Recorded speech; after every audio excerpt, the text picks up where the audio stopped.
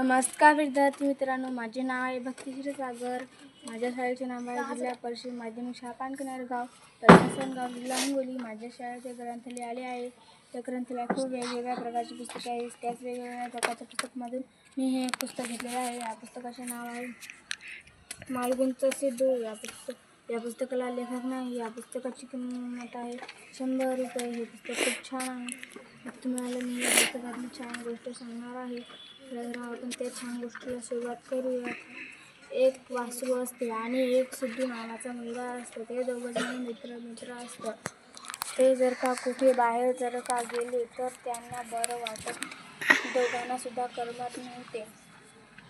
मग एका दिवशी सिद्धू बाहेर गेला. मग त्या वासराला काहीही कळेना नव्हतं. मग ते वासरू खूप घाबरला झाला आणि त्याला भीती वाटत होती की आता माझा दोस्त कधी येतो. मग ते म्हणाला की आता माझा दोस्त पटकन यायला पाहिजे. मग ते सिद्धू आला आणि सिद्धू म्हणाला की तू का असं करत आहेस रे? तू माझ्याशिवाय का नाही राहू शकत?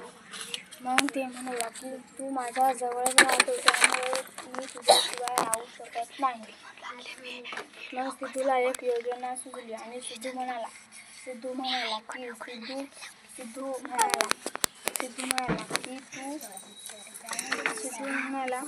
की आता मी तुझ्या संग राहणार नाही. मग वासरू रडायला लागले आणि ते म्हणाले माझ्यासोबत राहा ना तू. मग सिद्धू म्हणाला की मी तुझ्यासोबत राहील, पण मी जर का बाहेर गेलो तर तू रडायचं नाही. मग तो म्हणाला हो बरं मी नाही रडत.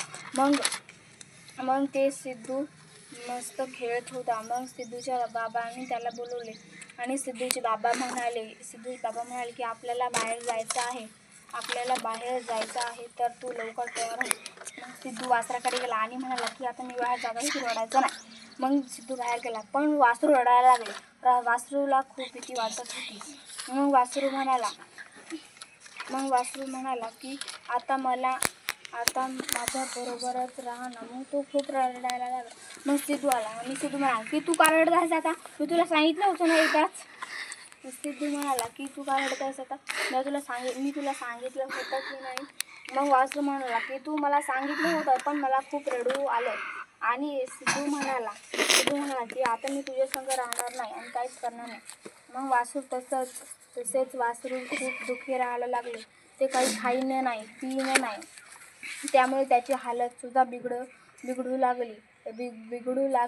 मग एका दिवशी वासराची आई आली आणि वासराची आई म्हणाली की आता तू का खात नाहीस काय? तू का पित नाहीस काय?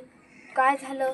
मग ते म्हणाले की सिद्धू माझ्यासोबत खेळत नाही, मला बोलत नाही, माझ्याकडे बघत सुद्धा नाही. मग त्याची आई म्हणाली की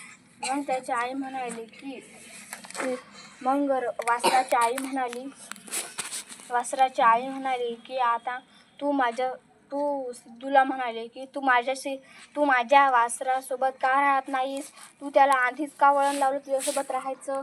मग सिद्धू म्हणाला की तोच माझ्यासोबत राहत होता.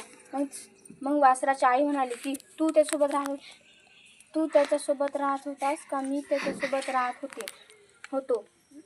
मग ते म्हणाला की बरं माझी चूक झाली, मला माफ करा. मग ते दोघंजण खूप छान खेळत होते. धन्यवाद.